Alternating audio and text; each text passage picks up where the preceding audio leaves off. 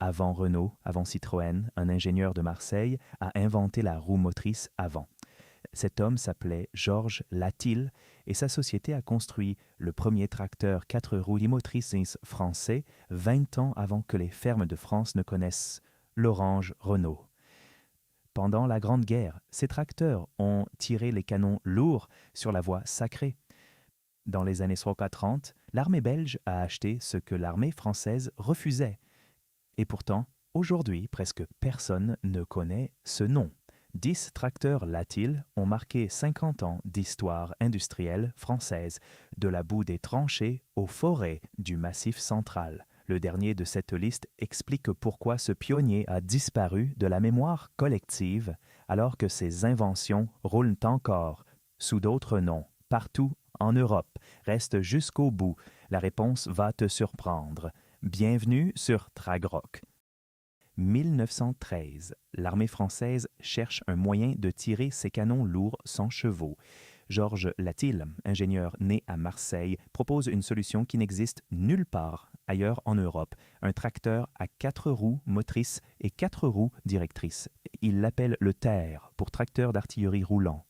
Le principe vient d'un brevet que Latil avait déposé en 1897.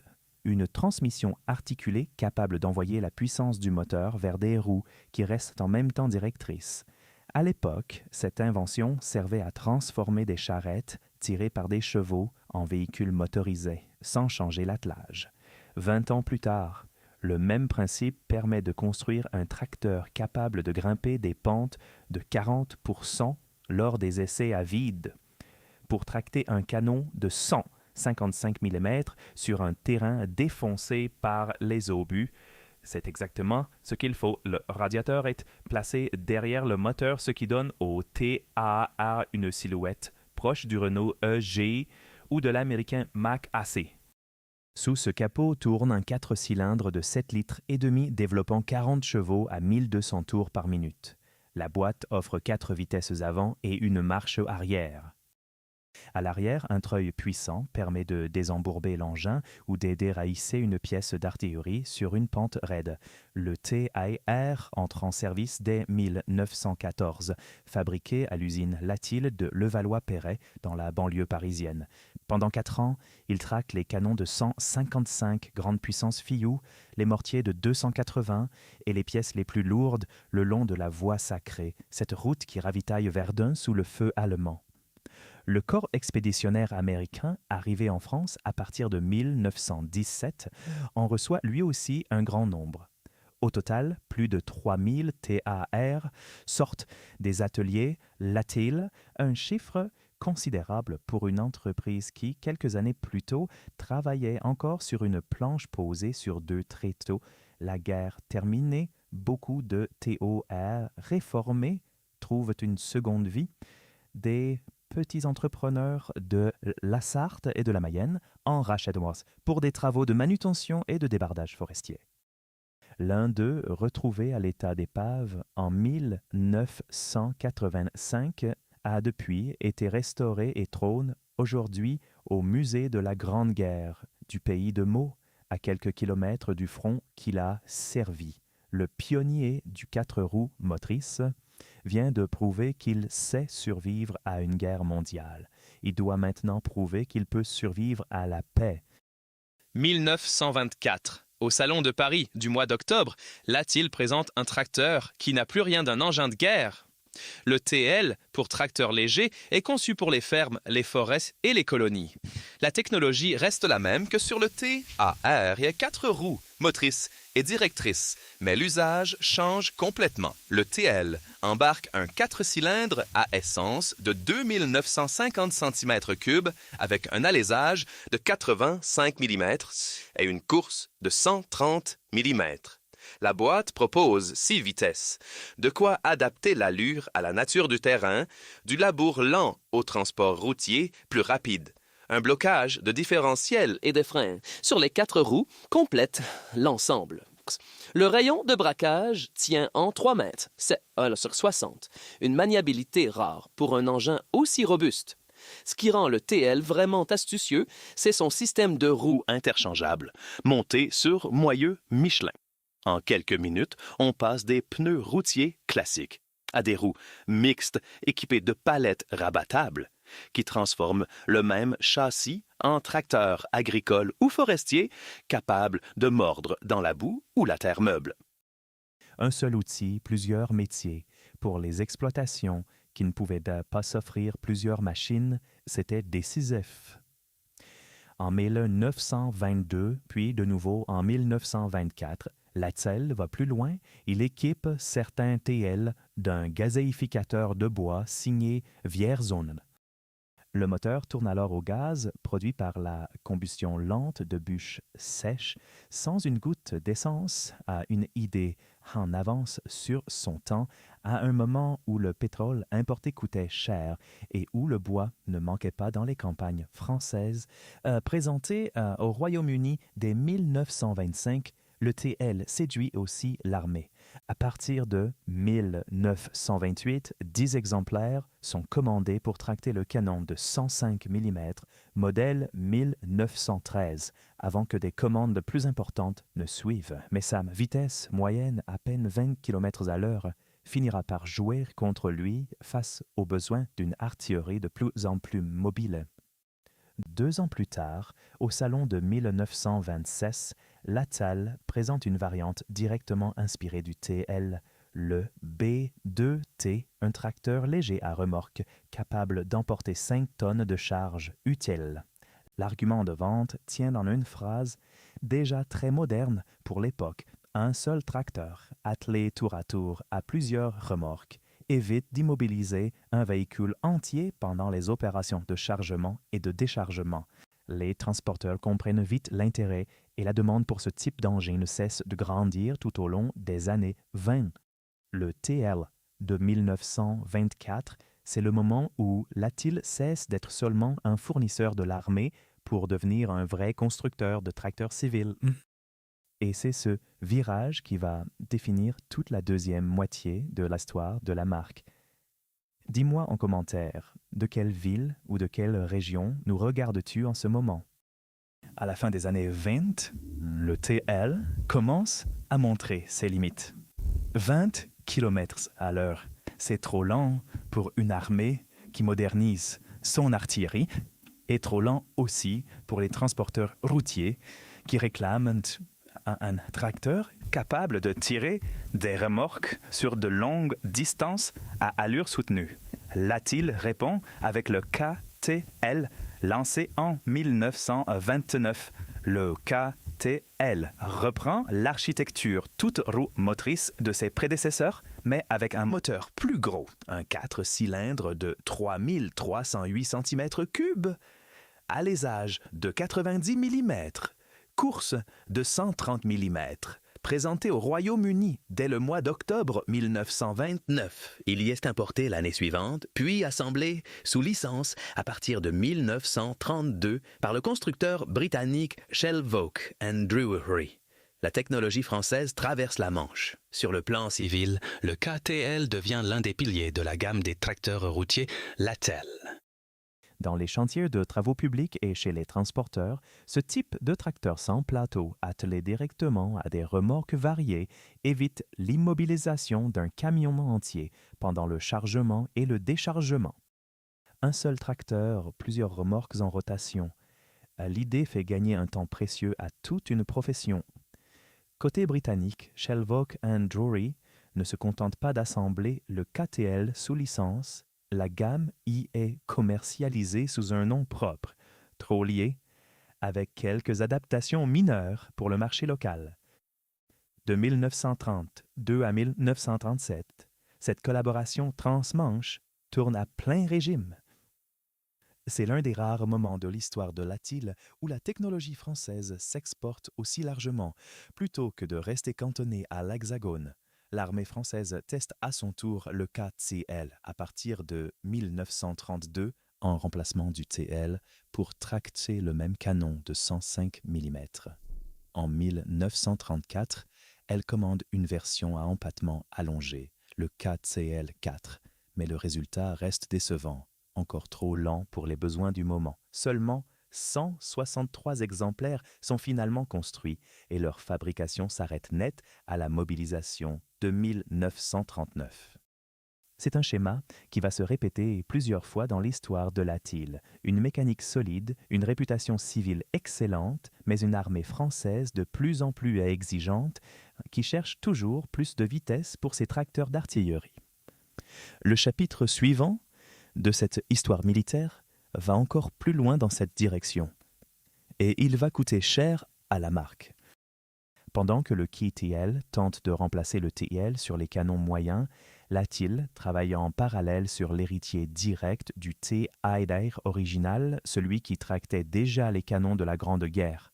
En 1932, l'entreprise propose à l'armée une évolution du TAR équipé de pneumatiques et de moteurs réalisés.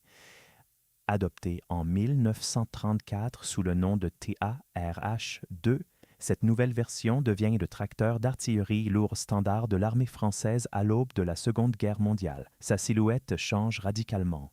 Le capot Alligator hérité de 1913 disparaît, remplacé par un long capot en porte-à-faux à l'avant qui donne au véhicule un nez proéminent. Les roues, toujours immenses, restent la signature visuelle de toute la famille NTR.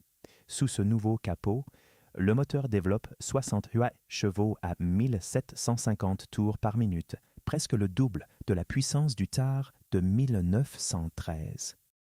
Le TARH-2 tracte le canon de 155 grande puissance Fiou, le mortier de 220 mm modèle 1917 et le canon anti-aérien de 75 mm modèle 1932. Mais la concurrence interne ne lui laisse pas longtemps le terrain libre. Dès 1935, le massif Lafley S35T, à 6 roues motrices et plus rapides, le surclasse sur les canons les plus lourds.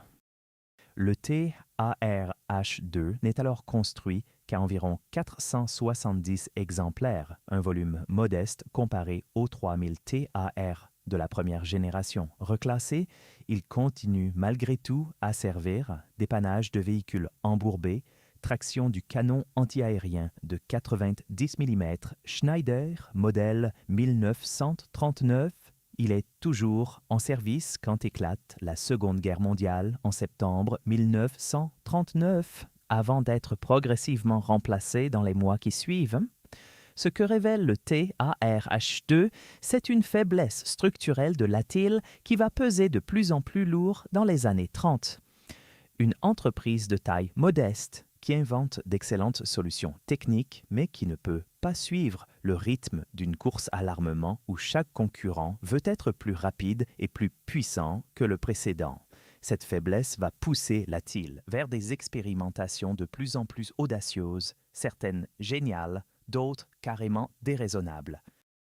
À la fin des années 30, alors que l'Europe entière se réarme, l'Atil présente le M2TL6, héritier direct du TAR par sa formule à 4 roues motrices et 4 roues directrices. Sur le papier, c'est exactement le genre de tracteur polyvalent qu'une armée moderne recherche, aussi à l'aise pour tirer un canon que pour débarder du bois en forêt ou rouler sur un champ de bataille défoncé. Le M2TL6 est propulsé par un 4 cylindres en ligne à essence, chemise rapportée en fonte, vilebrequin sur 3 paliers, alimenté par un carburateur Solex. Il développe 61 chevaux à 2000 tours par minute.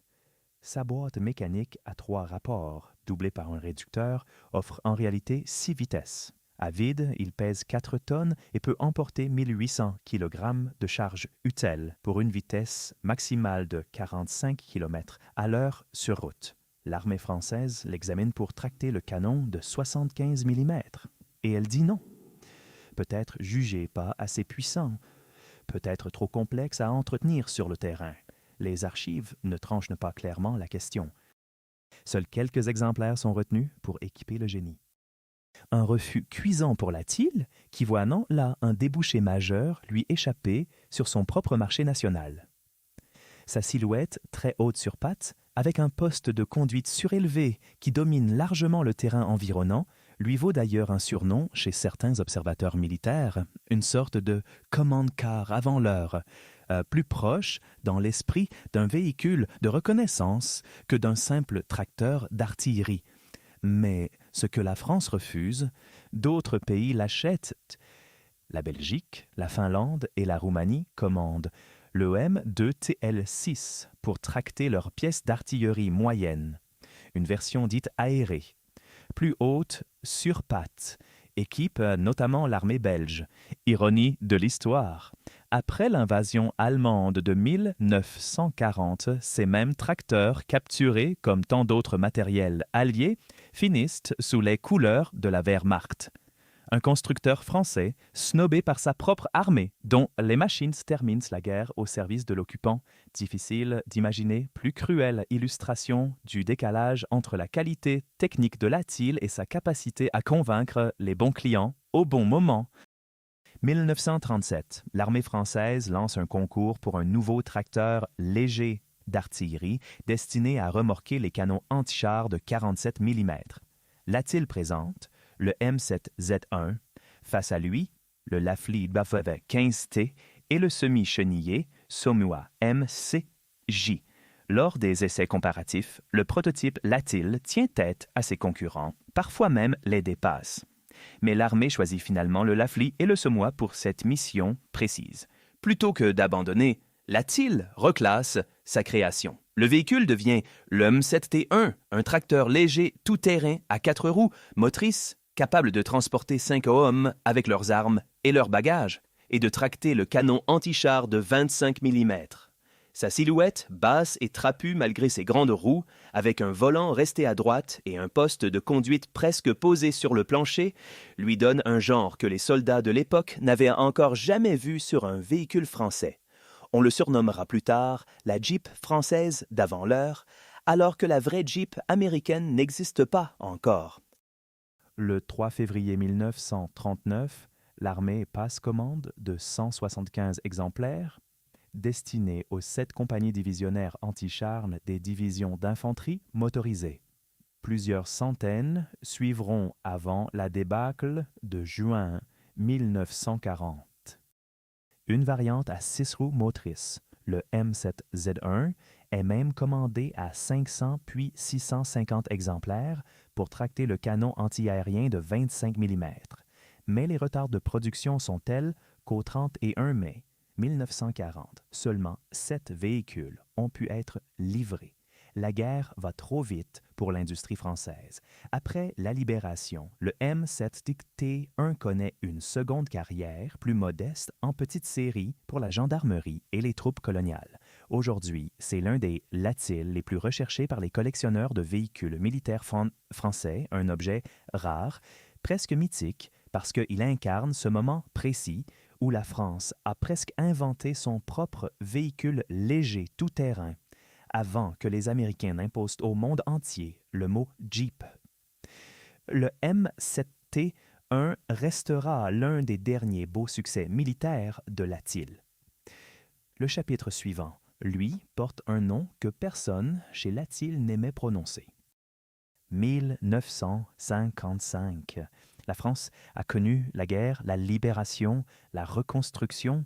Latil, de son côté, peine à se moderniser. Dès 1945, le plan Ponce, qui réorganise l'industrie automobile française par catégorie de véhicules plutôt que par marque, associe Latil à Peugeot, Hotchkiss et Sauer sur les segments des camions de 2 tonnes et de 5 tonnes et plus. Un mariage forcé entre constructeurs qui n'ont pas vraiment choisi de travailler ensemble et qui peinent à transformer cette obligation administrative en stratégie commune. L'entreprise de Suresnes, de taille modeste avec un outillage vieillissant, manque des moyens industriels pour rivaliser avec les grands constructeurs de poids lourds. Pour tenter un dernier coup militaire, Latil s'associe avec Hotchkiss, une autre marque française en difficulté, pour produire un petit camion tactique à 4 roues motrices, le M18 Night 2. Le M18T2 reprend la formule historique des grandes roues à voile plat héritées des Latil d'avant-guerre, avec des ailes qui se replient dans un style qui rappelle les camions américains REO de la même époque. Sous le capot, un 6 cylindres signé Hotchkiss. Sur le papier, le mariage entre deux constructeurs en difficulté semble logique. Mutualiser les coûts, partager les moyens, proposer ensemble ce qu'aucun des deux ne peut plus financer seul. Dans les faits, la commande ne dépasse jamais 125 exemplaires. La réputation du véhicule, elle, n'est pas brillante. Trop tardif, trop daté face aux camions tactiques qui arrivent des États-Unis et d'Allemagne. Le M18 II ne convainc presque personne. Un exemplaire réformé finira même sa carrière chez les pompiers du département de l'Ain, loin des champs de bataille pour lesquels il avait été pensé. C'est le champ du Seigne de Latil en tant que constructeur militaire indépendant. La même année, 1955, l'entreprise Automobiles Industrielles Latil fusionne avec la branche Poids-Lourdes de la Régie nationale des usines Renault et avec Somua. De cette union naît la Saviem, société anonyme de véhicules industriels et d'équipements mécaniques Latil Renault Somua. Le nom Latil, qui avait inventé la traction avant motorisée près de 60 ans plus tôt, disparaît officiellement des poids lourds français absorbés par le géant qu'il avait, à sa manière, contribué à faire grandir. Et pourtant, l'histoire de Latil n'est pas tout à fait terminée en 1955. Une partie de son savoir-faire va survivre, loin des camions et des canons, dans un domaine où plus personne ne l'attendait. Voilà le détail que presque personne ne connaît. Quand Saviem absorbe Latil en 1955, elle ne veut que les poids lourds.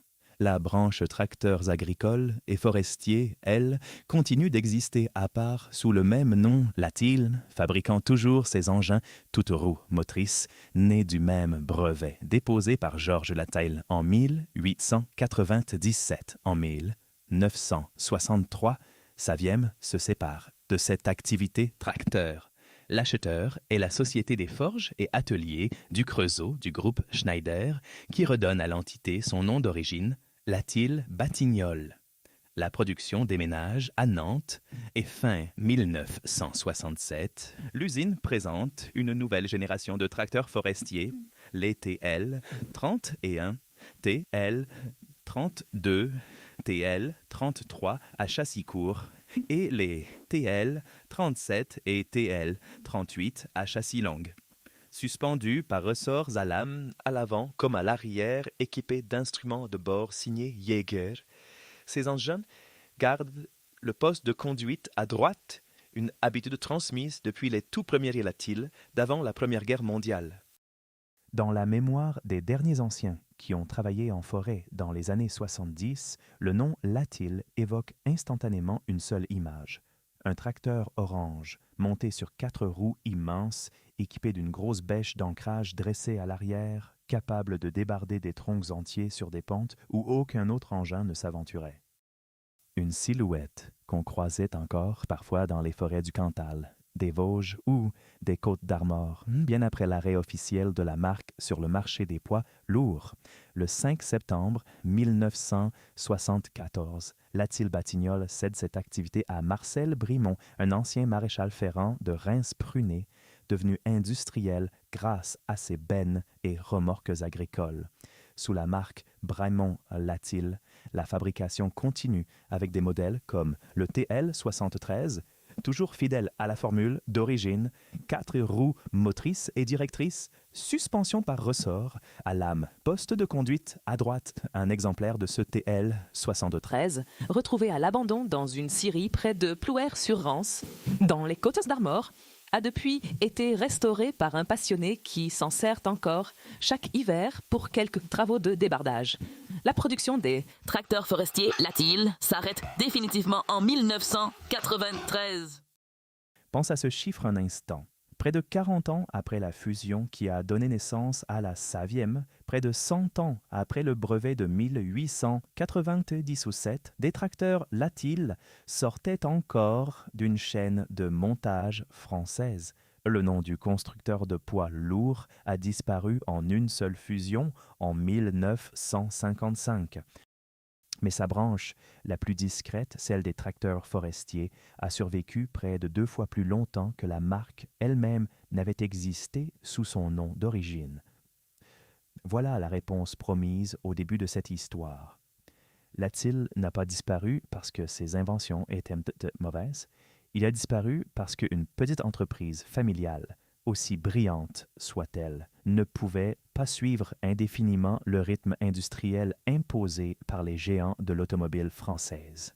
Renault a hérité du nom, de l'usine et finalement de la gloire. Mais quand tu vois aujourd'hui un 4 roues à motrice tracter une remorque sur un chemin de terre, souviens-toi que l'idée vient de Marseille, d'un brevet de 1897 et d'un ingénieur que presque plus personne ne connaît. Dis-moi en commentaire quel tracteur Latil t'a le plus marqué dans cette liste ou quel autre pionnier oublié de l'agriculture française tu aimerais voir sur Tragrock. Et si cette histoire t'a appris quelque chose, abonne-toi à Tragrock et active la cloche pour ne rater aucun épisode sur les machines qui ont façonné le travail de la Terre.